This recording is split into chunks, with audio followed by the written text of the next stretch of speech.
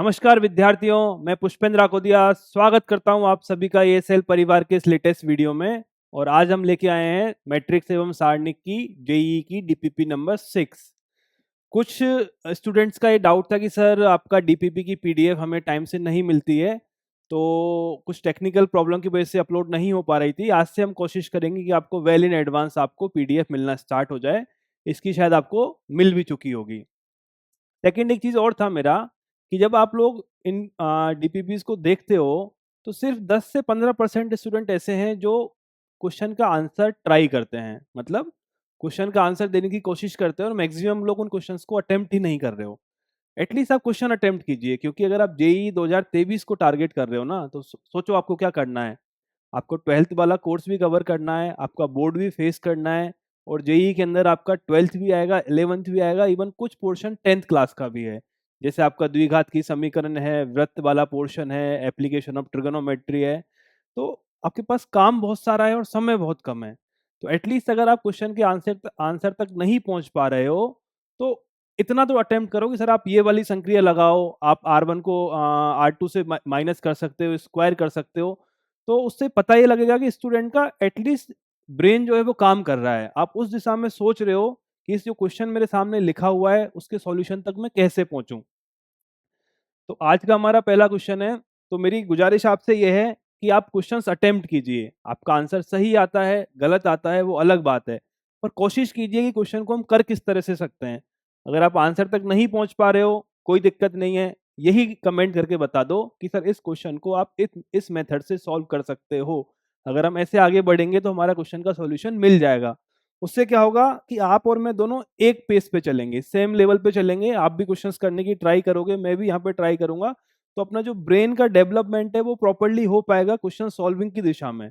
Otherwise जैसे जैसे हम क्वेश्चन का डिफिकल्टी लेवल बढ़ाते जाएंगे, आप लोग ऐसे ऐसे क्वेश्चन को अटेम्प्ट करने का प्रयास आपका कम करते जाओगे। देखिए क्वेश्चन नंबर 1 क्या बोलता है आपका। यदि आव्यूह ए में m पंक्ति तथा n+5 स्तंभ हैं, आव्यूह बी में m पंक्ति तथा 11-n स्तंभ हैं, यदि ए बी तथा बी ए दोनों विद्यमान हो। मतलब ए बी तथा बी ए दोनों परिभाषित हैं। उस केस में हमें यह बताना है कि ए और बी जो मैट्रिक्स हैं वो किस तरह की होंगी। चलो ट्राई करते हैं।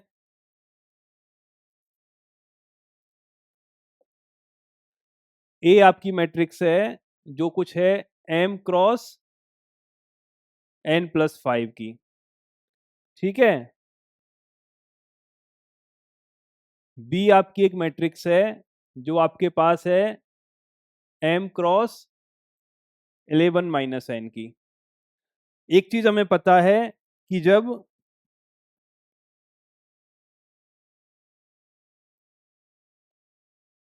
ए बी और बी ए दोनों विद्यमान होते हैं, ए बी और बी ए दोनों विद्यमान होते हैं, तब क्या होता है आपका, ये अगर आपकी मैट्रिक्स ए है, ये आपकी मैट्रिक्स बी है, ये m×n की है, तो नीचे वाले अंदर वाले दोनों बराबर होते हैं और बाहर वाले भी बराबर होते हैं। मतलब ये n इस n के बराबर होगा और ये m इस m के बराबर होगा, तब जाके ए बी और बी ए दोनों परिभाषित होगा। ए बी के लिए क्या रिक्वायरमेंट है कि n ये अंदर वाले दोनों एलिमेंट बराबर हो, और बी ए के लिए क्या रिक्वायरमेंट है कि ये वाला और ये वाला बराबर हो।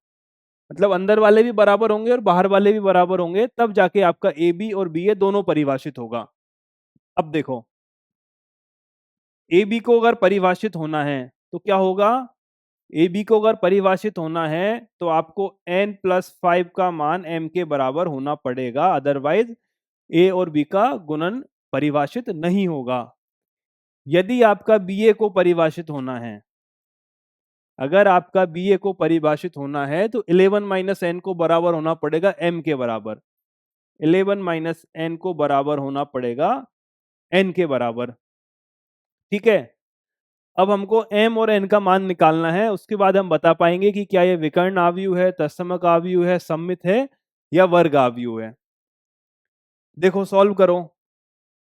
m का मान मैंने यहां पर रखा, n+5 का मान आपका 11-n के बराबर आ गया, तो 2n का मान आपका 6 के बराबर हो गया, n का मान आपका 3 आ गया। अगर n का मान आपका 3 है तो m का मान आपका निकल कर आ गया 8। क्लियर? n का मान आपका 3 आ गया, m का मान आपका 8 आ गया, तो जो आपका a होगा, a क्या होगा? 8 गुना 3 प्लस 5। a आपका 8/8 8 का एक मैट्रिक्स होगा। b आपका क्या होगा? m का मान 8 है, n का मान 3 है, तो 11 माइनस 3 8। मतलब ए भी मेरा 8 क्रॉस 8 का मैट्रिक्स है और बी भी मेरा 8 क्रॉस 8 का मैट्रिक्स है। मतलब ए और बी दोनों वर्ग आव्यूह हैं। ए और बी दोनों वर्ग आव्यूह हैं। ऑप्शन नंबर सी मेरा एकदम करेक्ट है। ठीक है, कोई तकलीफ? आगे बढ़े। क्वेश्चन नंबर सेकंड मेरा देखो, ए का मान अगर ये है, ए 10 का मान ए बी सी डी है, तब सिद्ध करो कि ए और डी 13 से विभाजित होता है। बहुत अच्छा क्वेश्चन है, बहुत ही बेहतरीन क्वेश्चन है आपका, और नंबर सिस्टम का एक बहुत ही बढ़िया कंसेप्ट इसके अंदर अप्लाई होगा। एक बार देखते हैं करना क्या है। ए एक मैट्रिक्स मुझे दी हुई है और मुझे ए 10 का मान निकालना है। तो सबसे पहले मैं निकालता हूं ए स्क्वायर और देखता हूं कोई सिमेट्री यहां पर बनती है या नहीं बनती।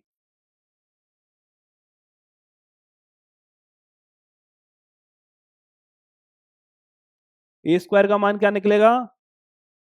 ये 4 आ गया, 2 प्लस 3 आपका ये 5 आ गया, ये आपका 0 हो गया, और ये आपका 9 आ गया।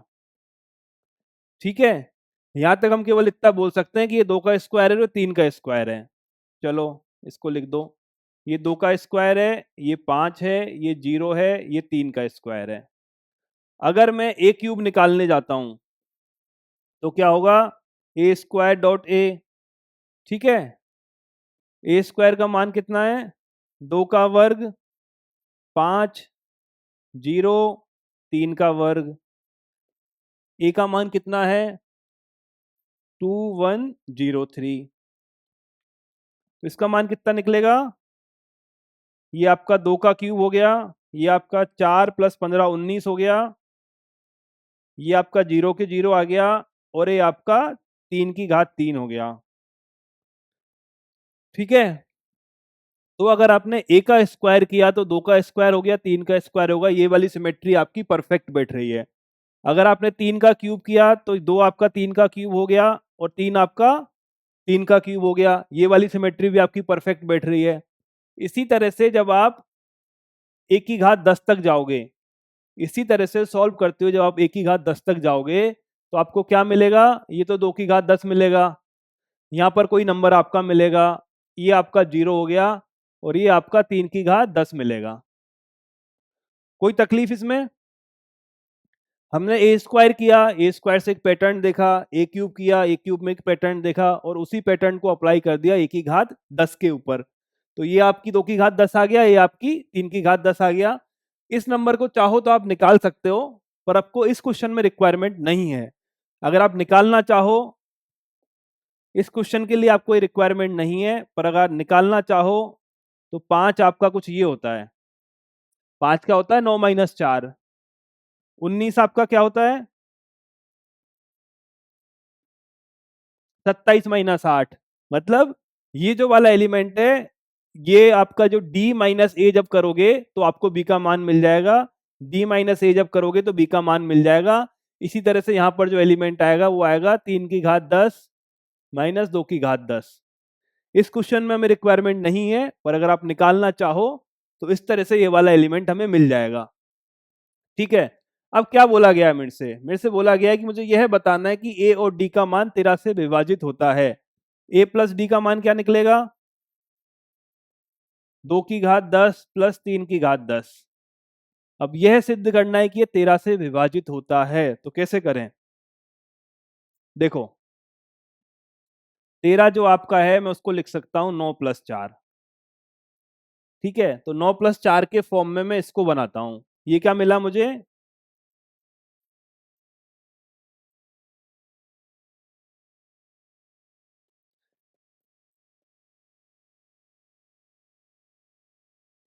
यहां तक कोई तकलीफ? ठीक है, अब आप देखो एक चीज को, कि आपका एक फॉर्मूला होता है कि अगर आप मानोगे कि x की घात 1 प्लस वाई की घात 1, ये किससे विभाजित होता है? x प्लस वाई से। अगर आप x की घात 3 प्लस वाई की घात 3 लोगे इसका होता है x plus y x square minus x y plus y square. ठीक है, यह भी आपका x प्लस वाई से विभाजित होता है। ऐसे ही जब आप x की घात 5 प्लस वाई की घात 5 लोगे तो यह भी x प्लस वाई से विभाजित होता है। x की घात 7 प्लस वाई की घात 7 लोगे तो यह भी x प्लस वाई से विभाजित होता है। इसको अगर मैं अप्लाई करने जाऊं तो यहां पर अगर मेरा ये आया है तो मैं इसको लिखूंगा 4 प्लस 9 और यहां पर कुछ ना कुछ टर्म आएगी और ये हो गया मेरा 13। ठीक है, मतलब a प्लस डी का मान जो है आपका वो 13 से विभाजित होगा। बहुत ही अच्छा क्वेश्चन है, एक बार देख लो आप, कोई कंफ्यूजन है तो बताओ। a से a स्क्वायर किया, a स्क्वायर करने से मैंने a क्यूब किया, a क्यूब पे मुझे कुछ पैटर्न मिला, उस पैटर्न को मैंने a10 पे अप्लाई किया, यहां तक भी बहुत बढ़िया था। पर जैसे ही मुझे यह भी देखना है कि 2 की घात 10 3 की घात 10 क्या 13 से विभाजित होगा, तो उसके लिए आपने 4 और 9 बनाया है। 4 प्लस 9 13 से विभाजित होगा तो पूरी की पूरी टर्म भी 13 से विभाजित होगी। अगला क्वेश्चन ले।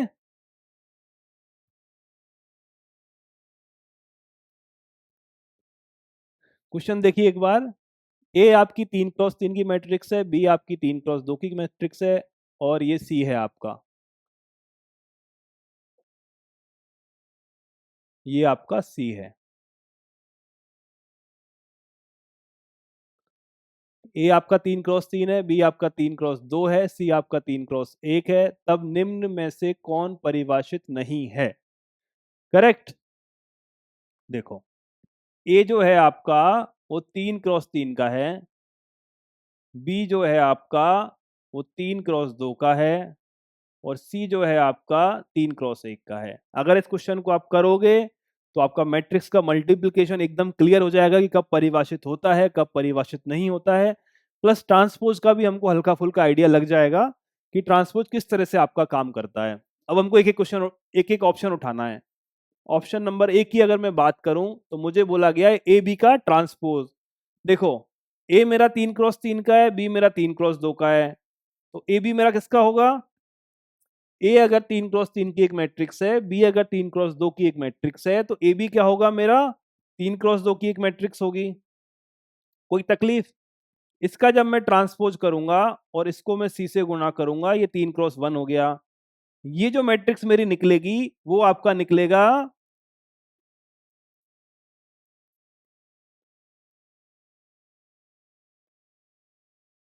ठीक है। ए बी अगर आपकी 3 क्रॉस 2 की है, इसका जब मैं ट्रांसपोर्ट करने जाऊंगा तो 2 क्रॉस 3 में कन्वर्ट हो जाएगा। इससे मेरे कोई लेना देना नहीं है। ये मेरा 2 क्रॉस 3 में कन्वर्ट हो गया और सी पहले से ही मेरा 3 क्रॉस 1 लिखा हुआ है, मतलब इसके ये वाले बीच वाले एलिमेंट बराबर हैं, तो इसका एंड रिजल्ट जो निकलेगा वो 2 क्रॉस 1 की एक मैट्रिक्स निकलेगी, मतलब ये वाला जो है ये परिभाषित है। तो ये मेरा ऑप्शन नहीं हो सकता। ठीक है, यह वाला मेरा परिभाषित है। ए बी का ट्रांसपोज, ट्रांसपोज करने के बाद जो मैट्रिक्स 2 क्रॉस 3 बनी है वो सी के साथ गुणा हो सकती है, तो आपका यह वाला मेरा प्रोडक्ट जो है परिभाषित है। अब हम दूसरा वाला देखते हैं। ऑप्शन नंबर बी पर जाओ। ऑप्शन नंबर बी बोल रहा है सी का ट्रांसपोज। सी का ट्रांसपोज कितने का होगा आपका? सी का ट्रांसपोज जो होगा आपका 1 क्रॉस 3 की मैट्रिक्स होगी। सी आपका 3 क्रॉस 1 है, ट्रांसपोज में पंक्ति और स्तंभ बदल जाएंगे तो 1 क्रॉस 3 का हो गया। सी किसका है आपका? सी ऑलरेडी 3 क्रॉस 1 का है, तो इन दोनों से क्या मिलेगा? 1 क्रॉस 1 की एक मैट्रिक्स मिल जाएगी। ठीक है, अब देखो ए बी का ट्रांसपोज है। ए बी का ट्रांसपोज क्या था आपका? 2 क्रॉस 3 की मैट्रिक्स है। ए बी का जो ट्रांसपोज है वो आपकी 2 क्रॉस 3 की एक मैट्रिक्स है और यहां पर जो मुझे मैट्रिक्स मिल रही है कौन सी? सी का ट्रांसपोज सी, ये किसकी थी आपकी?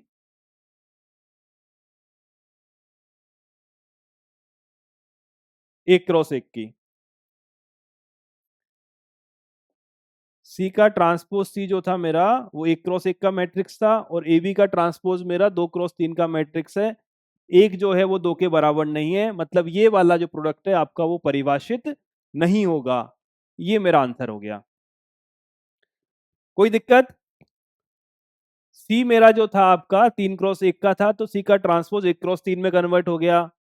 सी ऑलरेडी 3 क्रॉस 3 का, इन दोनों को मैं गुना करूंगा तो 1 क्रॉस 1 की एक मैट्रिक्स आ जाएगी। ए बी जो है मेरा 3x2 का है, ए बी जो है मेरा वो 3x2 का है, इसका ट्रांसपोज 2x3 का हो जाएगा। अब इन दोनों मैट्रिक्स को अगर मैं गुना करने गया तो ये एक जो है इस दो के बराबर नहीं है, अतः यह गुणनफल जो है वो परिभाषित नहीं होगा। अगर बाकी भी आप चेक करना चाहो, वैसे आपका क्वेश्चन सॉल्व हो गया है, रिक्वायरमेंट आपको है नहीं, फिर भी अगर बाकी ऑप्शन आप चेक करना चाहो तो कर सकते हो। ऑप्शन नंबर सी देखो, सी का ट्रांसपोज, सी कितने का है आपका, 3x1 का है, तो सी का ट्रांसपोज कितने का होगा आपका, 1x3 का होगा।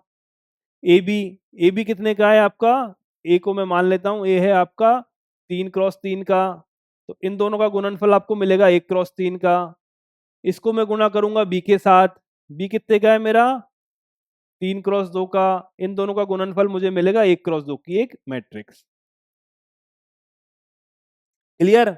ऐसे ही अगर आप डी वाला ऑप्शन भी सही करने जाओगे, डी वाला ऑप्शन भी अगर आप चेक करने जाओगे तो देखो, ए का ट्रांसपोज कितने का है 3x3 का, ए कितने का है 3x3 का, ए का ट्रांसपोज ए, बी, बी का ट्रांसपोज सी, तो यहां से लेके यहां तक आपको 3x3 की एक मैट्रिक्स मिलेगी।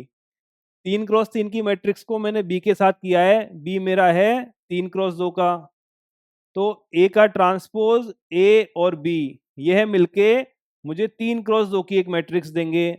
इसको मुझे किसके साथ गुणा करना है, बी के ट्रांसपोज के साथ, बी का ट्रांसपोज कितने का हो गया 2x3 का, तो इस पूरी मैट्रिक्स से मतलब ए का ट्रांसपोज ए बी, बी का ट्रांसपोज, इस सब से मुझे 3x3 की एक मैट्रिक्स मिल गई।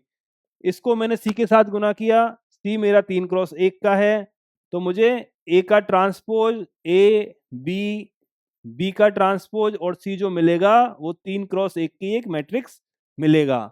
मतलब यह वाला भी परिभाषित है, यह वाला भी परिभाषित है, ऑप्शन नंबर बी आपका करेक्ट आंसर है। देखो एक बार क्वेश्चन, कोई तकलीफ यहां तक आने में, कोई तकलीफ?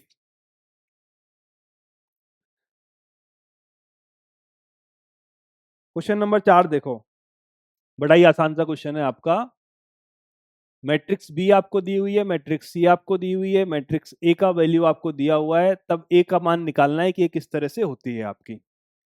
ये जो है आपका मैट्रिक्स ए है बी और बी का ट्रांसपोज, और ये है सी और सी का ट्रांसपोज। बी की वैल्यू आपको दी हुई है, सी की वैल्यू आपको दी हुई है, इन दोनों से मान रखो।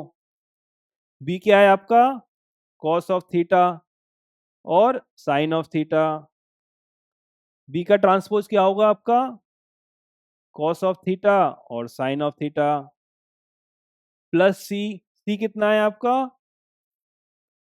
Sign of theta minus cos of theta, और सी का ट्रांसपोज कितने का है आपका,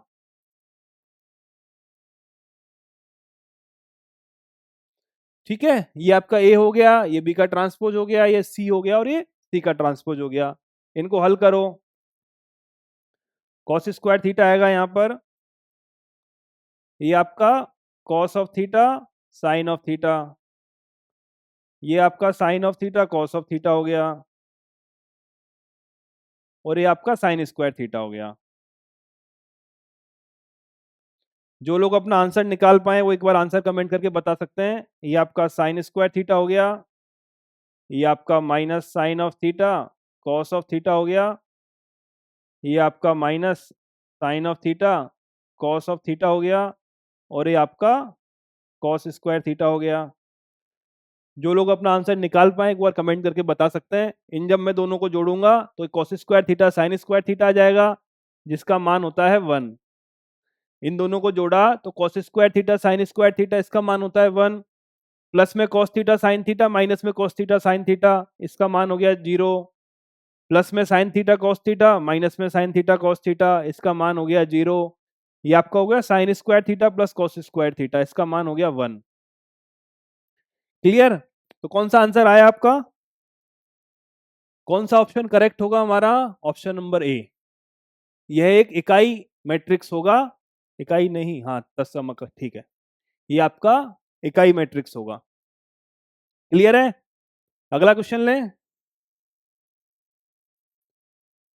क्वेश्चन नंबर 5 देखिए, ये भी बड़ा आसान क्वेश्चन है, एक बार ट्राई करो और आंसर बताओ।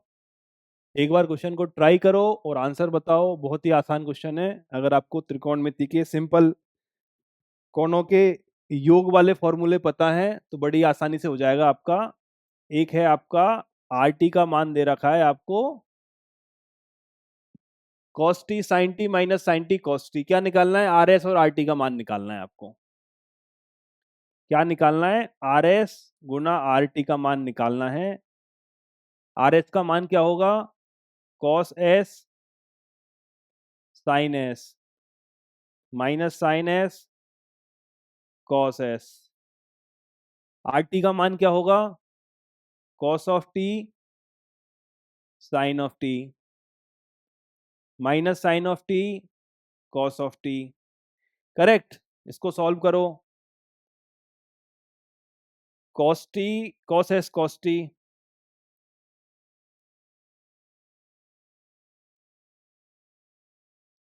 Minus sine s sin t। ठीक है, cos s cos t minus sine s sin t आ गया। cos s sin t, या फिर इसको लिख सकता हूं मैं sin t cos s plus cos t sin of s। Correct. sin t cos of s plus cos t sin of s। इसको देखो आप, ये आपका हो गया माइनस का sin of s cos of t और प्लस का माइनस का।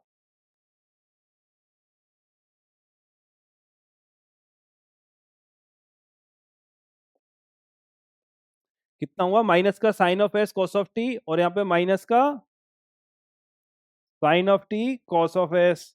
इसको इधर लेके आओ। माइनस का sine of t sine of S plus का कॉस एस कॉस टी। देखो किस चीज का फॉर्मूला बन रहा है। ये cos S cos T minus sine s sign T मतलब cos of S plus T. ये क्या निकला आपका? Sine T cos S plus cos T sine S मतलब sine of T plus S. इस वाले को देखो, साइन टी कॉस टी मतलब minus sine of S plus T. Cos S cos T minus sine T sine S मतलब cos of S plus T. कोई दिक्कत? Simple calculation करना है। सिंपल आप गुना करोगे, आपका cos A plus cos B का फॉर्मूला बन जाएगा, एक आपका साइन ए प्लस साइन बी का फॉर्मूला बन जाएगा। तो अगर आर एस और आर टी का मान क्या निकला है, इसको मैं इस तरह से लिख सकता हूं, r of S plus T. ये आपका आर टी की वैल्यू थी cos T sine t minus sine T cos of t. R s plus r t का मान निकला है r of S plus t के बराबर। तो कौन सा ऑप्शन सही होगा हमारा? Option number 1। 10 सेकंड का मैं पॉज लेता हूं, एक बार आप देख लो क्वेश्चन को। बड़ा ही आसान क्वेश्चन है। सिर्फ और सिर्फ आपको अगर साइन ए प्लस बी और कॉस ए प्लस बी का फॉर्मूला पता है तो सिर्फ गुणा करके उनको आपस में कन्वर्ट करना है।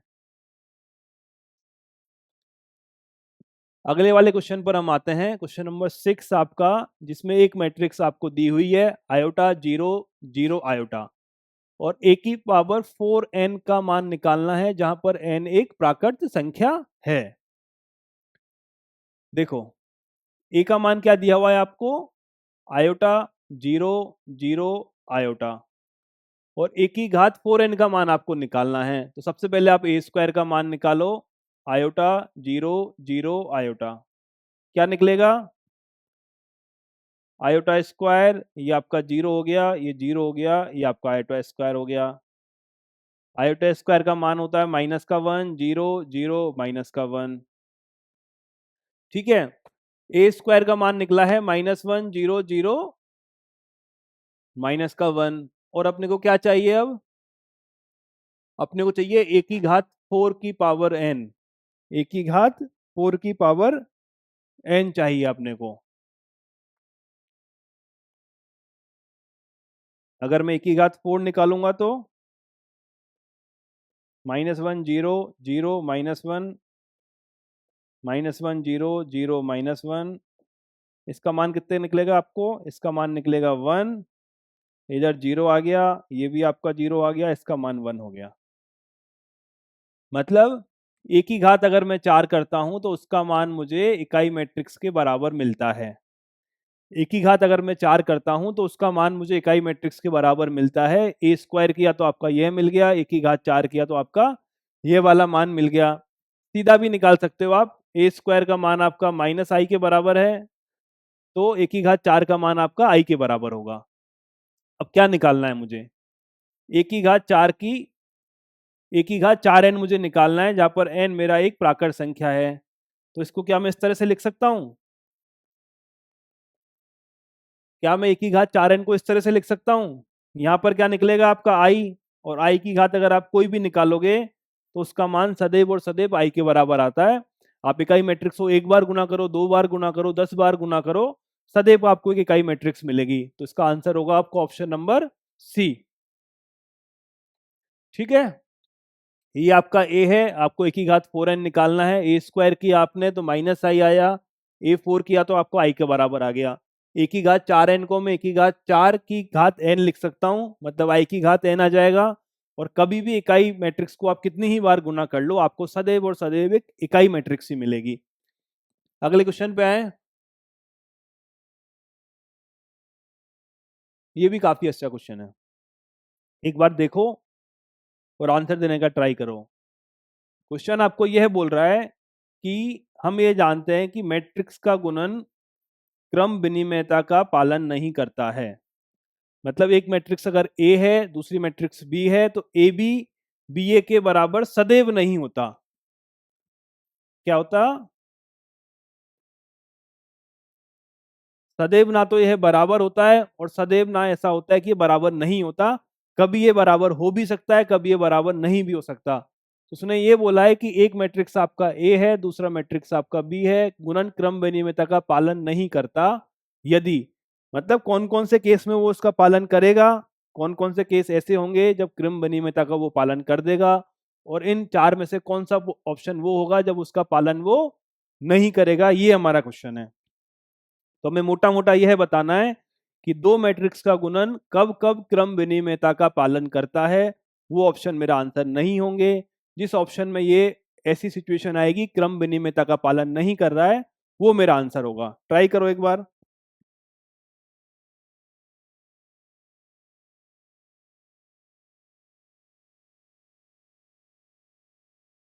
अब देखो आप, ये आपका ए बी है। अगर मैं बी को इकाई मैट्रिक्स के बराबर मानता हूं तो क्या होगा? बी आई का मान भी ए होता है और आई ए का मान भी ए होता है।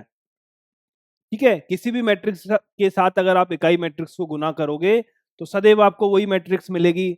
मतलब एक मैट्रिक्स आप चाहे कोई सी भी ले लो, अगर दूसरी मैट्रिक्स आपकी इकाई मैट्रिक्स है तो वह गुणन की क्रम विनिमयता का पालन करेगा। तो यह तो क्रम विनिमयता का पालन करेगा। दूसरा देखो, अगर आप किसी भी मैट्रिक्स को शून्य मैट्रिक्स के साथ गुना करोगे तो आपको शून्य मैट्रिक्स ही मिलेगी। अगर आप किसी भी मैट्रिक्स को शून्य मैट्रिक्स के साथ गुना करोगे तो आपको शून्य मैट्रिक्स ही मिलेगी। मतलब दो मैट्रिक्स में से अगर एक मैट्रिक्स शून्य है तो वह क्रम विनिमयता का पालन करेगा। तो वह क्रम विनिमयता का पालन करेगा, मतलब इकाई और शून्य मैट्रिक्स के केस में गुणन आपका क्रम विनिमयता का पालन करता है। तो ये तो मेरे ऑप्शन नहीं हो सकते। ऑप्शन नंबर थर्ड पर आओ। ऑप्शन नंबर थर्ड क्या है मेरा? ए और बी दोनों विकर्ण आव्यूह हैं। ए और बी दोनों विकर्ण आव्यूह हैं।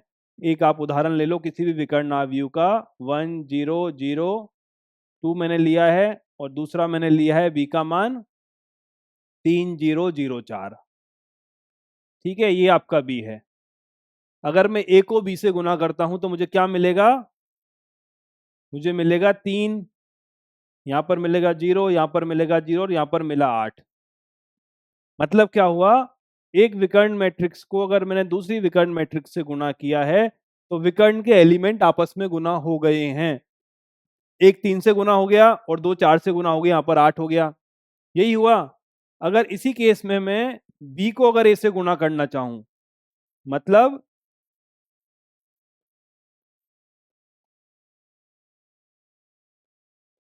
यहां पर मैंने ए और बी को गुना किया था, अब मैं बी और ए को गुना कर रहा हूं, तो आपको क्या मिलेगा?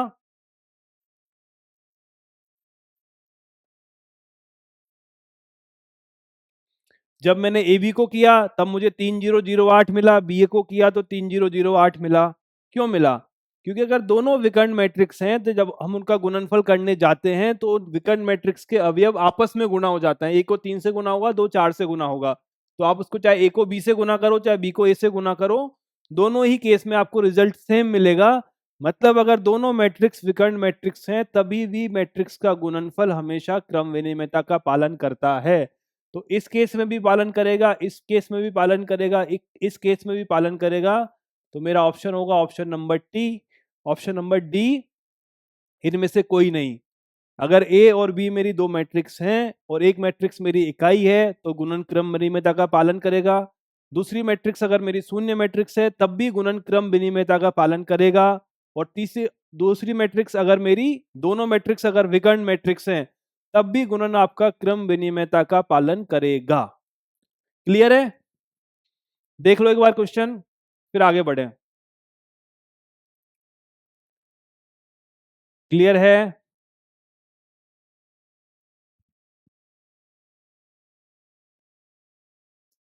नेक्स्ट क्वेश्चन लेते हैं। ये क्वेश्चन नंबर 8 है हमारा। ये भी बड़ा अच्छा क्वेश्चन है। आपको एक मैट्रिक्स ए का मान दिया हुआ है, तभी आपको उस ए की एक मैट्रिक्स ए आपको दी हुई है जिसका मान है आपका 3 और -4, 1 और -1। आपको क्या निकालना है? एक मैट्रिक्स ए निकालनी है जिसकी घात 2012 है और उसका ट्रेस निकालना है। ट्रेस मतलब अनुरेख। अनुरेख हम पहले भी समझ चुके हैं, किसी मैट्रिक्स का अनुरेख उसके विकर्ण के अवयवों का योग होता है। मतलब अगर आपकी मैट्रिक्स है 1 2 3 4, ये मैट्रिक्स कोई आपकी बी मैट्रिक्स है, तो जो बी का जो ट्रेस होगा मतलब बी का जो अनुरेख होगा वो 1+4 मतलब 5 के बराबर होगा। ट्रेस मतलब दी गई मैट्रिक्स के विकर्ण अवयवों का योग को हम ट्रेस बोलते हैं, जिसको हिंदी में हम अनुरेख बोलते हैं।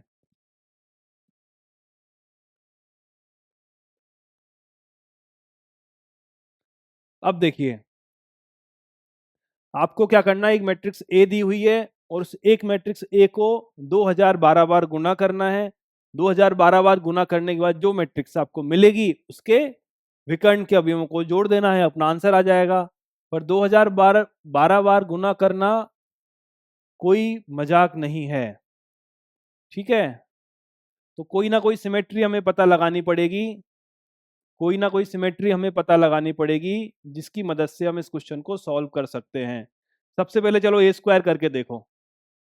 अगर मैं ए स्क्वायर करता हूं तो आपको क्या मिलेगा? 3 - 4 1 - 1, और इधर क्या मिला आपका? 3 - 4 1 - 1। क्या मिलेगा? 9 - 4, मतलब 9 - 4 का मतलब हो गया आपका 5। ये आपका आ गया -12 +4 -8। ये 3 - 1 2 आ गया आपके पास, और ये -4 +1 -3 आ गया। क्या कोई सिमेट्री बन पा रही है? क्या कोई सिमेट्री बन पा रही है? 5 - 8 2 -3 कुछ नहीं है। हमको ऐसा सच कोई सिमेट्री नहीं मिली है जिसको आप आगे बढ़ाओगे तब आपका क्वेश्चन सॉल्व होने के चांसेस हो। आप क्यूब करके भी देख लो, तब भी हमारे पास वही दिक्कत आ रही है। तो चलो एक काम करते हैं। क्या काम करते हैं? हमने एक चीज पढ़ी हुई है कि जब मैं ए और ए बी के स्क्वायर को अगर जब मैं खोलता हूं, क्या पढ़ा है हमने कि जब मैं ए बी के स्क्वायर को जब खोलता हूं जहां पर ए और बी दोनों मैट्रिक्स हैं, तो वो किस तरह से खुलता है? A square plus A B plus B A plus B square. ऐसा क्यों लिखना पड़ता है? क्योंकि ए बी और बी ए बराबर नहीं है, तो इन दोनों को मिलाकर मैं 2ab नहीं लिख सकता। इस तरह से होगा मेरा, ए बी और बी ए दोनों बराबर नहीं है तो इनको मिलाकर मैं 2ab नहीं लिख सकता। पर अगर मैं मैट्रिक्स ये लेता हूं ए प्लस आई का होल स्क्वायर, अगर मैं दो मैट्रिक्स एक तो ए लेता हूं और दूसरी मैट्रिक्स इकाई मैट्रिक्स आई लेता हूं, और ए प्लस आई का जब मैं होल स्क्वायर खोलने जाता हूं, उस केस में मैं क्या करूंगा? ये ए स्क्वायर हो गया, ये आपका ए आई हो गया, ये आपका आई ए हो गया, और ये आपका आई का स्क्वायर हो गया। ए आई का मान भी ये निकलेगा, आई ए का मान भी ये निकलेगा। इसका मान 2a हो गया और इसका मान आई हो गया। आई का स्क्वायर ले लो, यहाँ पर आई ले लो। मतलब अगर एक मैट्रिक्स ए है और दूसरी मैट्रिक्स आई है, एक मैट्रिक्स आपका कोई ए दी हुई है, दूसरी मैट्रिक्स अगर आई है, उसका आप स्क्वायर खोलोगे, उसका आप क्यूब खोलोगे, उसका कोई भी पावर खोलोगे, तो क्रम विनिमयता का पालन करने की वजह से, क्रम विनिमयता का पालन करने की वजह से, जैसे आप बीजीय व्यंजक के लिए स्क्वायर या कुछ कोई भी घात उसकी खोल पाते हो, इस केस में भी हम किसी भी घात को उस फॉर्मूले से फॉलो कर पाएंगे। क्यों? क्योंकि किसी भी मैट्रिक्स का इकाई मैट्रिक्स के साथ जो गुणन है वो हमेशा क्रम विनिमयता का पालन करता है। समझ पाए? अब देखो, इसको मैं इकाई मैट्रिक्स के साथ कन्वर्ट करने की कोशिश करता हूं। 1001, ऐसा मैं क्यों कर रहा हूं? क्योंकि मुझे निकालना है एक ही घात 2012। मुझे क्या निकालना है? एक ही घात 2012। एक ही घात 2012 निकालने का एक तरीका था कि मैं इसको ए स्क्वायर ए क्यूब ए फोर बनाना स्टार्ट करूं, पर जब मैं वो बनाने जा रहा हूं तो मुझे कोई सिमेट्री नहीं मिल रही। तो एक तरीका है, आप जाके 2000 बार इसको गुना कर दो सीधा सीधा और आंसर निकाल लो। दूसरा तरीका है कि मुझे कैसे भी करके इसकी कुछ इस तरह की फॉर्म बनानी पड़ेगी, एक्स प्लस वाई की घात 2012। ठीक है, और इसको द्विपद प्रमेय की सहायता से फिर मैं खोलूंगा, तब मुझे मान मिलेगा। अब यह करने के लिए अगर मैं एक्स और वाई को दोनों अलग अलग मैट्रिक्स से ले लेता हूं तो मैं द्विपद प्रमेय से उसको नहीं खोल पाऊंगा। क्यों? क्योंकि एक्स वाई और वाई एक्स का मान समान नहीं होता। पर मैं अगर इसको इस तरह से लिख पाता हूं, किस तरह से? ये आपका 2 हो गया, ये आपका -4 हो गया, 1 हो गया और ये आपका -2 हो गया। ठीक है, पर अगर मैं इसको इस तरह से लिख पाता हूं कि ए का मान जो है आपका आई प्लस बी के बराबर है, जहां बी क्या है आपका? बी एक मैट्रिक्स है, 2 -4 1 और -2। अगर मैं ए को इस तरह से लिख पाता हूं, ए का मान आई प्लस बी के बराबर है, जहां पर बी कोई मैट्रिक्स है। अब अगर मैं इसकी घात 2012 लगाता हूं, अगर मैं इसकी घात 2012 लगाता हूं, तो अब मैं इसको खोल सकता हूं। कैसे खोलूंगा? आई की घात 2012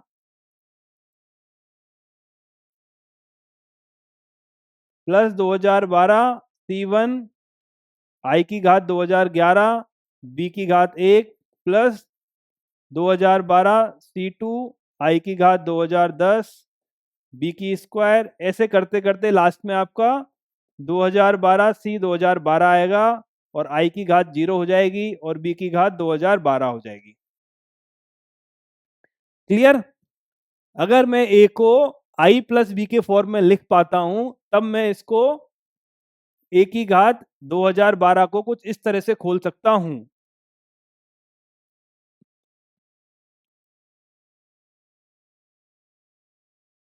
इस बात को समझ पाए हो या नहीं समझ पाए हो?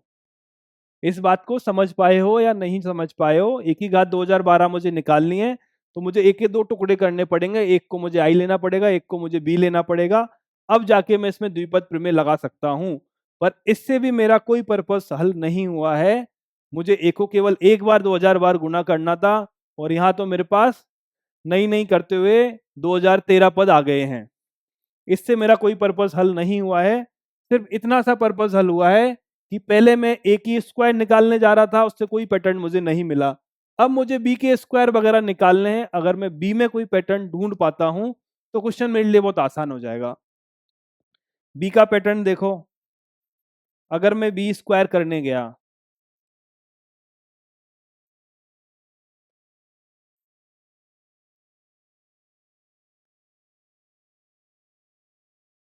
क्या निकलेगा मान? 4 -4 0, -8 + 8 0, 2 -2 0, -4 + का 4 0। समझ पाए क्या फायदा हुआ मुझे? ए को जब मैं गुना कर रहा था मुझे कोई कोई पैटर्न नहीं मिला, पर ए के मैंने टुकड़े आई और बी में जब किए, बी के ऊपर जब मैंने उसको गुना करना स्टार्ट किया, तो बी स्क्वायर का मान 0 आ गया है। बी स्क्वायर का मान क्या आ गया? 0 आ गया। अब ये वैल्यू अगर मैं उठाकर यहां पर रखता हूं, अगर ये वैल्यू मैं उठाकर यहां पर रखता हूं, तो क्या होगा? ये तो मुझे मुझे मिल जाएगा आई।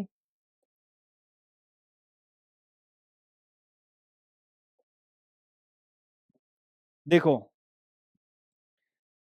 ए की घात 2012 को अगर मुझे हल करना है तो ये तो मुझे मिल गया आई, ये मुझे क्या मिला 2012 C1, मतलब 2012 ये आ गया, आई का मतलब आई हो गया और बी का मतलब आपका बी हो गया। ठीक है, और यहां से क्या होगा, बी स्क्वायर मिलेगा, बी क्यूब मिलेगा, बी की पावर 12 मिलेगा, ये सारा का सारा आपका क्या बन गया, जीरो। क्यों? क्योंकि बी की घात दो जीरो होता है तो बी की घात तीन भी जीरो होगा, बी की घात चार भी जीरो होगा। ये सारी टर्म मेरी यहां से लेके आगे तक आपकी जीरो हो गई हैं। सिर्फ और सिर्फ इतना सा मेरे काम का बच गया है ये। ठीक है, अगर मैं इसको यहां पर लिखता हूं, अगर मैं इसको यहां पर लिखता हूं, आपका क्या मिला मुझे, ये तो आई मिल गया प्लस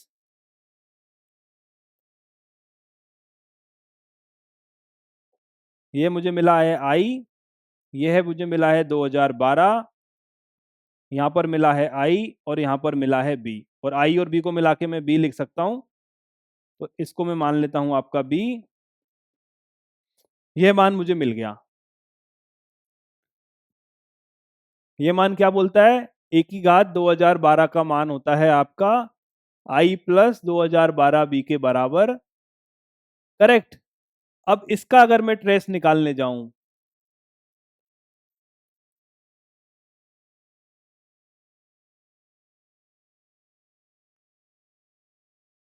अगर इसका मैं अनुरेख निकालने जाऊंगा तो अनुरेख क्या निकलेगा, एक प्लस एक प्लस 2012, दो माइनस दो, मतलब दो। समझ पाए नहीं समझ पाए? अगर मैं अब इसका अनुरेख निकालने जाता हूं तो मुझे क्या मिलेगा, दो माइनस दो आपस में कैंसिल आउट हो जाएंगे, एक प्लस एक, आपका मान दो आ जाएगा। अब एक बार क्वेश्चन को पूरा वापस देखो, पूरा क्वेश्चन स्टार्टिंग से लेकर एंड तक वापस देखो और सोचो समझ पा रहे हो या नहीं समझ पा रहे हो, जो हमने किया है ऐसा क्यों किया है। ये हमारा एक मैट्रिक्स ए था, मुझे 2012 बार उसको गुना करके जो मैट्रिक्स मिलेगा उसको अनुरेख निकालना है। जब मैं ए का स्क्वायर करने जाता हूँ, क्यूब करने जाता हूँ, मुझे कोई पैटर्न नहीं मिलता, मतलब ये वाला मेथड मेरा काम नहीं करेगा। एक और मेथड मैं अप्लाई कर सकता हूँ कि अगर ए को मैं दो मैट्रिक्स के रूप में लिख पाऊँ, जिसमें से एक आपका इकाई मैट्रिक्स है, दूसरा मैट्रिक्स कुछ भी हो सकता है, तब मैं इसके अंदर द्विपद प्रमेय लगा सकता हूँ। द्विपद प्रमेय की सहायता से मैं 2012 को खोल सकता हूँ। पर क्या होगा, यहाँ पर तो मुझे केवल एक ही मैट्रिक्स को गुना करना था, यहाँ पर मुझे इतने सारे टर्म्स में उसको गुना करना पड़ेगा। पर अगर जो मैट्रिक्स मुझे बी मिल रही है वो किसी पैटर्न को फॉलो कर दे तो मेरा काम आसान हो जाएगा। एक ही मैट्रिक्स मेरी बी मिल गई, मैंने बी स्क्वायर निकाला, बी स्क्वायर का मान जीरो आ गया।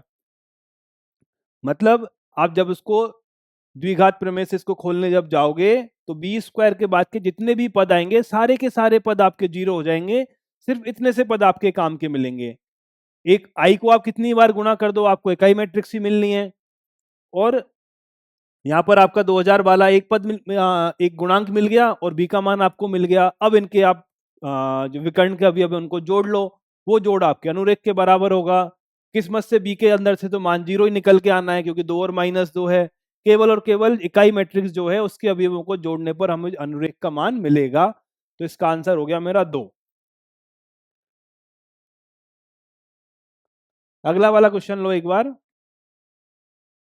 यह क्वेश्चन मेरा बोलता है कि a B C d s वास्तविक आव्यूह हैं।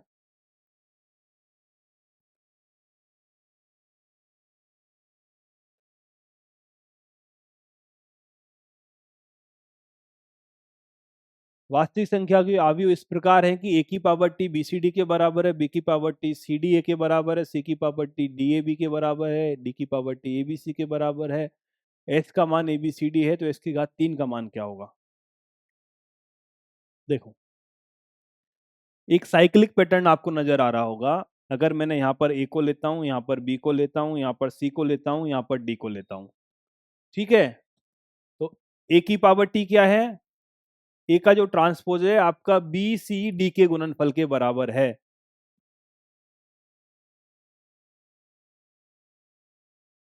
ए का ट्रांसपोज क्या है आपका, बी सी डी के गुणनफल के बराबर है। बी का ट्रांसपोज क्या है आपका, बी का ट्रांसपोज है सी डी ए के गुणनफल के बराबर है। सी का ट्रांसपोज क्या है आपका, डी ए बी के गुणनफल के बराबर है और डी के ट्रांसपोज का मान क्या है आपका, ए बी सी के गुणनफल के बराबर है। इसके बाद एक मैट्रिक्स मुझे एस दी हुई है, एस का मान है ए बी सी डी, तो इसकी घात 3 का मान मुझे निकालना है, इसकी घात 3 का मान मुझे निकालना है। यह मेरा क्वेश्चन है, सॉल्व करते हैं। तो एस की घात 3 का मान किसके बराबर होगा, a B C D, A B C D, A B C d. क्या किया मैंने, तीनों को 3 बार गुना कर दिया। क्योंकि ये साइक्लिक प्रॉपर्टी को फॉलो करते हैं, 3-3 के ग्रुप के अंदर ये सारे नंबर्स आए हुए हैं, हम यहां भी इनके 3-3 करके टुकड़े करेंगे। क्या करोगे, यहां भी हम इनके 3-3 करके टुकड़े करेंगे।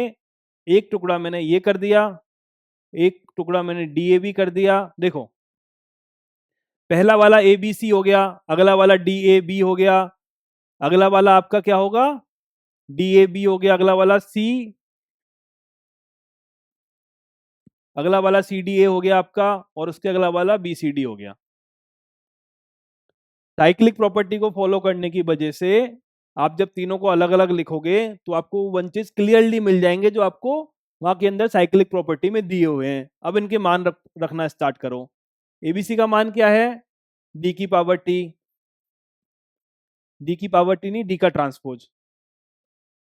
डी ए बी का मतलब क्या है, सी का ट्रांसपोज। सी डी ए का मतलब क्या है, बी का ट्रांसपोज। और बी सी डी का मतलब क्या है, ए का ट्रांसपोज। यहां तक हमने इसको सॉल्व कर लिया है। अब देखो ऑप्शंस क्या बोल रहे हैं मेरे, ऑप्शंस बोल रहे हैं या तो एस होगा या एस स्क्वायर होगा या 1 होगा, मतलब मुझे एबीसीडी के फॉर्म में इसको लाना पड़ेगा। ट्रांसपोज को एक बार वापस से रिप्लेस करना पड़ेगा, ट्रांसपोज को एक बार वापस से रिप्लेस करना पड़ेगा, तब जाके ये मेरा ऑप्शन आपके एबीसीडी के फॉर्म में आएगा। यहां तक क्लियर है। अब ट्रांसपोज को रिप्लेस करने के लिए क्या करें, ट्रांसपोज को रिप्लेस करने के लिए हम क्या करें, देखो एक की ए का जो ट्रांसपोज है इसका मान है बी सी डी, और ये कुछ टर्म दी हुई है, इसका मान कुछ है। अगर मैं इसको बी सी डी आ जाएगा, ये तो मेरे पास, ये मेरे पास आ जाएगा बी सी डी। अगर मैं इसका मान निकाल पाता हूं तो मैं इसको एस के रूप में वापस कन्वर्ट कर पाऊंगा। ए की ए का जो ट्रांसपोज है इसका मान बीसीडी के बराबर है। आगे जो आपकी 3 टर्म्स दी हुई हैं, इसको अगर मैं ट्रांसपोज से हटा के नॉर्मल में कन्वर्ट कर दूं तो मुझे एस के रूप में मान आने के चांसेस हैं। इसको एक बार सॉल्व करो, क्या मान निकलेगा इसका, बी सी डी का ट्रांसपोज और ए का ट्रांसपोज। बी सी डी का ट्रांसपोज क्यों किया मैंने, क्योंकि जब मैं ए और बी का ट्रांसपोज जब करता हूं तो मुझे बी का ट्रांसपोज और ए का ट्रांसपोज मिलता है, और अगर मैं ए बी सी का अगर ट्रांसपोज करता हूं तो मुझे सी का ट्रांसपोज, बी का ट्रांसपोज, ए का ट्रांसपोज मिलता है। बीसीडी का मान क्या है, बीसीडी का मान है ए का ट्रांसपोज। बीसीडी का मान क्या है, ए का ट्रांसपोज। ए के ट्रांसपोज का ट्रांसपोज और ए का ट्रांसपोज। ए के ट्रांसपोज का ट्रांसपोज क्या होगा, ए और ए का ट्रांसपोज। ठीक है, ए का मान तो ए हो गया, ए के ट्रांसपोज का मान है बीसीडी। मतलब एस क्यूब का मान आपका एस के बराबर आया है, एस क्यूब का मान आपका एस के बराबर आया है। एक बार वापस देखो, एक बार क्वेश्चन को वापस से देखो कि क्वेश्चन क्या बोलना चाह रहा है। जो आपको वैल्यूज दी हुई हैं, ए का ट्रांसपोज, बी का ट्रांसपोज, सी का ट्रांसपोज, डी का ट्रांसपोज, सारी की सारी साइक्लिक प्रॉपर्टी को फॉलो कर रही हैं, चक्रीय क्रम में सारे नंबर्स दिए हुए हैं। तो मुझे ए क्यूब करना है, तो एबीसीडी का क्यूब लगाया, इन सबको अलग अलग गुना कर दिया। अब मुझे चक्रीय क्रम के जो मेरे नंबर्स दिए हुए हैं उस हिसाब से इनके टुकड़े करने हैं। तो मैंने एबीसी का टुकड़ा पहले कर लिया, फिर डी ए बी का टुकड़ा कर लिया, फिर आपका डी ए बी का टुकड़ा कर लिया, फिर मैंने सी डी ए का टुकड़ा कर लिया, फिर मैंने बी सी डी का टुकड़ा कर लिया। क्यों किया, क्योंकि ये सब नंबर इनके बराबर हैं, ये सब नंबर इनके बराबर है, इसकी आप वैल्यू यहाँ पर पुट कर दोगे, ये वैल्यू आपको मिल जाएगी, डी का ट्रांसपोज, सी का ट्रांसपोज, बी का ट्रांसपोज, ए का ट्रांसपोज। पर मेरे जो ऑप्शंस हैं वो एस और आई के रूप में लिखे हुए हैं, तो मुझे इसको वापस एस के रूप में कन्वर्ट करना पड़ेगा, मतलब ट्रांसपोज को कन्वर्ट करके नॉर्मल नंबर लेके आना है। ए का ट्रांसपोज मेरा बीसीडी के बराबर है, अगर मैं इसको एक ही टर्म में कन्वर्ट कर पाता हूं अगर मैं इसको एक ही टर्म में कन्वर्ट कर पाता हूं तो मैं वापस एस की तरफ चला जाऊंगा। डी सी बी का ट्रांसपोज जो है वो बी सी डी के ट्रांसपोज के बराबर होगा, और बी सी डी मेरा ए के ट्रांसपोज के बराबर लिखा हुआ है। तो ए के ट्रांसपोज का ट्रांसपोज आपको ए मिल जाएगा, ए का ट्रांसपोज ए आ गया, ए बी सी डी हो जाएगा, आपका आंसर एस के बराबर आ जाएगा। थोड़ी सी कैलकुलेशन क्लिष्ट है, थोड़ा सा उसका जो कॉम्बिनेशन है वो हल्का सा कंफ्यूजिंग है, अदरवाइज क्वेश्चन में मोटा मोटा कुछ नहीं है। पर ये अगर इसमें आप एक भी जगह से चूक जाओगे, आप इसका कन्वर्जन प्रॉपरली नहीं कर पाओगे, टुकड़े सही ढंग से नहीं बना पाओगे, तो चीजें और टिपिकल होती जाएंगी। ये हमारा आज का आखिरी क्वेश्चन है। क्वेश्चन को देखो, ये भी बहुत बढ़िया क्वेश्चन है, और बताओ आंसर क्या होगा। एक मैट्रिक्स ए मुझे दी हुई है जिसका मान है A B C A C A B, जहां पर ए बी सी वास्तविक धनात्मक संख्याएं हैं, ए बी सी वास्तविक धनात्मक संख्याएं हैं। यदि ए बी सी का मान 1 है तथा इसका मान इसके बराबर है तो इसका मान क्या होगा। एक चीज हमने पढ़ी थी, क्या पढ़ा था, अगर चक्रीय क्रम की सारणिक आपको दी हुई होती हैं तो मैंने 3 सारणिक के मान आपको याद रखने के लिए बोले थे। वो एक सारणिक ये वाली थी, एक सारणिक आपकी 1 1 1 A B C A square B square C square वाली थी, एक 1 1 1 ए स्क्वायर बी स्क्वायर सी स्क्वायर ए क्यूब बी क्यूब सी क्यूब वाली थी। इसका मान क्या होता है, इसका मान कुछ इस तरह से होता है, A cube plus B cube plus C cube minus 3 ABC। ठीक है, इसका मान कुछ इस रूप में आता है। अगर आपको नहीं है तो आप निकाल सकते हो, शायद एनसीईआरटी में विविध प्रश्नावली का पहला ही क्वेश्चन यही वाली मैट्रिक्स है, जिसको सॉल्व करने पर आंसर आपका यह आया। पर मेरी आपसे गुजारिश है कि इन 3 मैट्रिक्स के मान हमें पता होने चाहिए, A B C A C B ए, यही मैट्रिक्स है ना।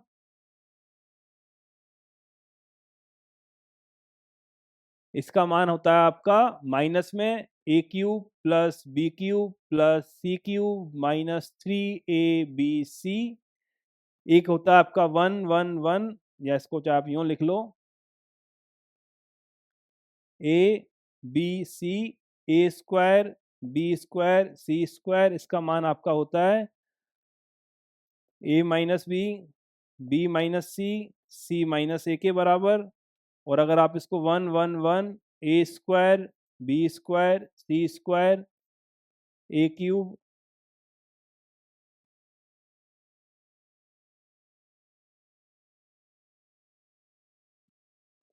1 1 1 A B C A cube B cube C cube लोगे, इसका मान होगा आपका ए प्लस बी प्लस सी,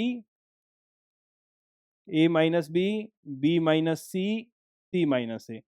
ये सारी की सारी मैट्रिक्स आपकी चक्रीय क्रम को फॉलो करती है, ए बी सी है, बी सी ए सी बी ए है। इनके मान अगर स्टैंडर्ड रिजल्ट आप याद रख लोगे आपके लिए आसान है, क्योंकि क्वेश्चंस में ये रिजल्ट आपसे डायरेक्ट पूछे जाते हैं। आप इसको सॉल्व भी करना चाहोगे तो सॉल्व कर सकते हो, पर आपको 2 3 बार इसका एक्सपेंशन करना पड़ेगा। अब हमारे क्वेश्चन पे आते हैं हम। अब हमारे क्वेश्चन पे हम आते हैं। क्वेश्चन हमारा बोलता है एक मैट्रिक्स आपके सामने दी हुई है जहाँ पे एबीसी वास्तविक धनात्मक संख्या है, एबीसी का मान 1 है, ए और ए का ट्रांसपोज आई के बराबर है, तो इसका मान मुझे निकालना है। इस सारणिक को मैंने क्यों खोला, क्योंकि A cube B cube C cube का मान इसके ऑलमोस्ट बराबर होता है, तो इसलिए मैंने इसको सारणिक को खोल के अपने पास रख लिया है। अब देखो क्या दिया हुआ है, ए और ए का ट्रांसपोज आई के बराबर है, तो क्या होगा, दोनों तरफ अगर मैं इसमें सारणिक लगा दूं तो मुझे सारणिक ए मिलेगा, सारणिक ए का ट्रांसपोज मिलेगा, और यहाँ पर 1 मिलेगा।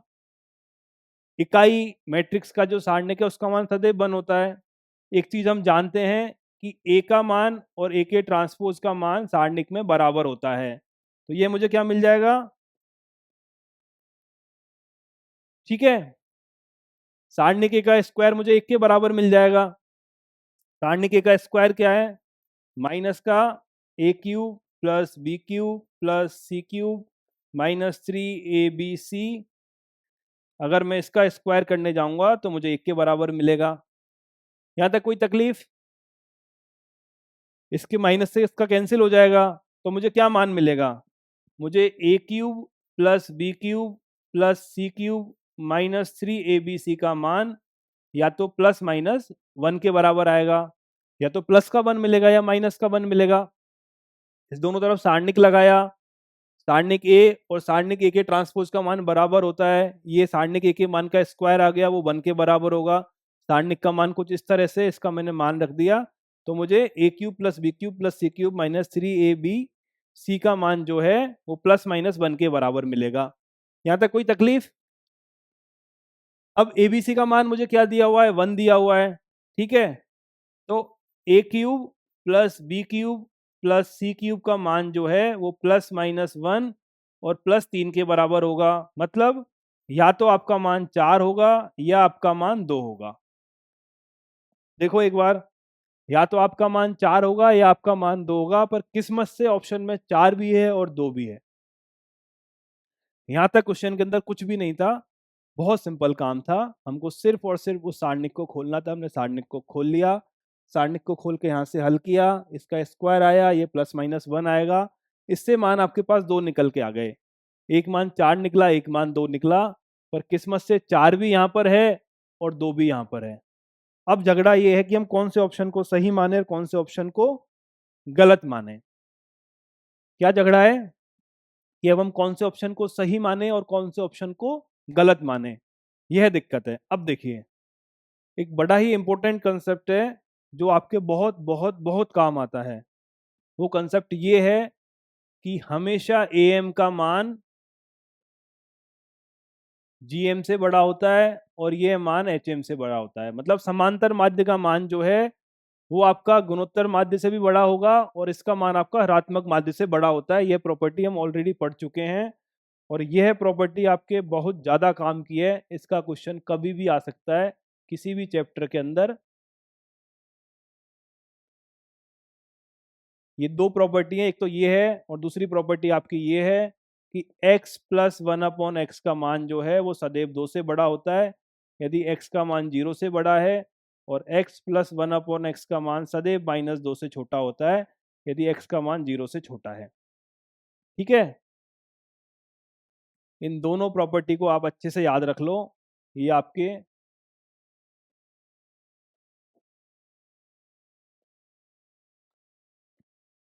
किसी भी क्वेश्चन में किसी भी वक्त कहीं पर भी ये काम आ सकती है। इनका किसी चैप्टर से कोई लेना देना नहीं है, जब चाहे इनको लगा सकते हैं किसी भी जगह पर जाकर। अब देखो, मेरे सामने दिक्कत है कि प्लस माइनस 1 आ रहा है, इस ऑप्शन में से मुझे एक ऑप्शन को हटाना पड़ेगा जो सही नहीं होगा। अगर मैं इसमें यह आपकी प्रॉपर्टी लगाता हूं,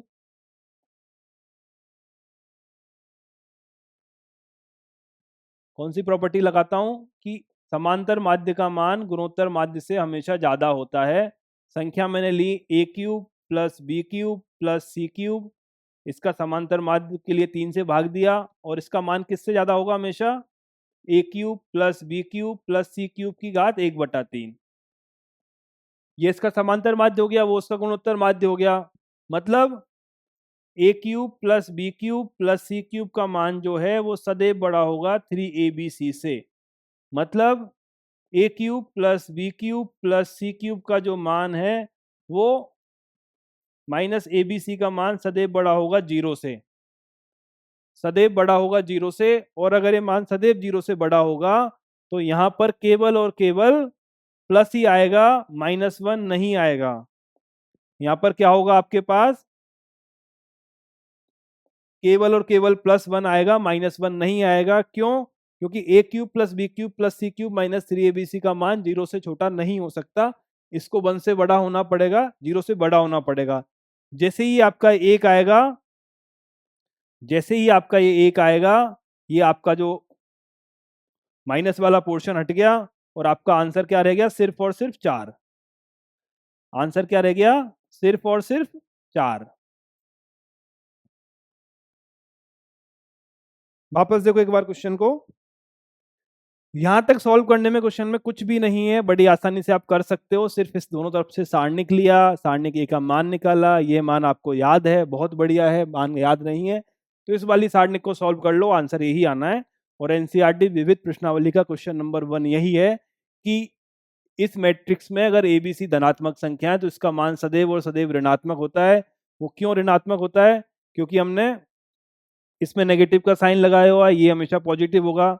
जो अभी हमने देखा था कि इसका मान सदैव 0 से बड़ा होता है, इसलिए A cube plus B cube plus C cube minus 3abc का मान माइनस में नहीं आ सकता। तो -1 को मैंने हटा दिया है, -1 को मैंने हटा दिया है, इसलिए इसका मान सदैव और सदैव आपका +1 ही हम लेंगे, तो ये 4 के बराबर होगा। ये क्लियर है? यह प्रॉपर्टी बताने का पर्पज मेरा यह था कि यह प्रॉपर्टी जो है कि समांतर माध्य का मान हमेशा गुणोत्तर माध्य से ज्यादा होता है, गुणोत्तर माध्य का मान हमेशा ऋणात्मक मान से ज्यादा होता है। यह प्रॉपर्टी आपकी बहुत ज्यादा बार कई बार यूज में आएगी। अगर इसी क्वेश्चन को आप करना चाहो तो दूसरे तरीके से भी कर सकते हो, जो आपने विविध प्रश्नावली में फॉलो किया होगा कि इस सारणिक का मान हमेशा ऋणात्मक आएगा, तो इस मान को आपने हमेशा धनात्मक दिखाया था। धनात्मक दिखाने के लिए आपने एक 9th या 10th क्लास के फॉर्मूले का उपयोग किया होगा। वो फॉर्मूला कुछ इस तरह से था कि A cube plus B cube plus C cube minus 3abc का जो मान है वो आपका a plus B plus C A square plus B square plus C square minus A B minus B C minus C A के बराबर होता है। कुछ ऐसा फॉर्मूला पढ़ा था। इसी फॉर्मूले को मैं इस तरह से भी लिख सकता हूँ, a plus B plus C आपका a माइनस बी का whole square plus b minus C का whole square plus c minus a का होल स्क्वायर।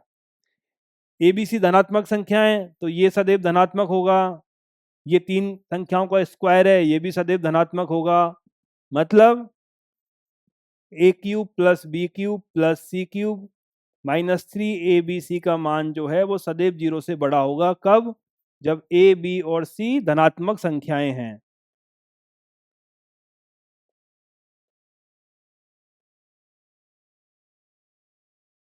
कुछ इस तरह का क्वेश्चन आपने, आपका जो चैप्टर था सारणिक वाला उसकी विविध प्रश्नावली का पहला क्वेश्चन था, वो इसी तरह से आपने सॉल्व किया होगा। आप इसको चाहो अप्लाई कर सकते हो, आप चाहे इसको अप्लाई कर सकते हो कि जीएम का मान एम का मान जीएम से बड़ा होता है। एंड रिजल्ट आपका सेम आएगा कि A cube plus B cube plus C cube minus 3abc का मान नेगेटिव नहीं हो सकता। तो -1 को मैं नहीं लूंगा, -1 को नहीं लेने की वजह से मुझे सिर्फ और सिर्फ एक ही आंसर मिलेगा, वो मिलेगा 4। क्लियर? यह वाला आंसर मुझेगा 4। तो आज की क्लास में इतना ही। उम्मीद करता हूँ आपने आज की क्लास में कुछ नया सीखा होगा। तो क्लास को हम यहीं विराम देते हैं, मिलते हैं नेक्स्ट क्लास में।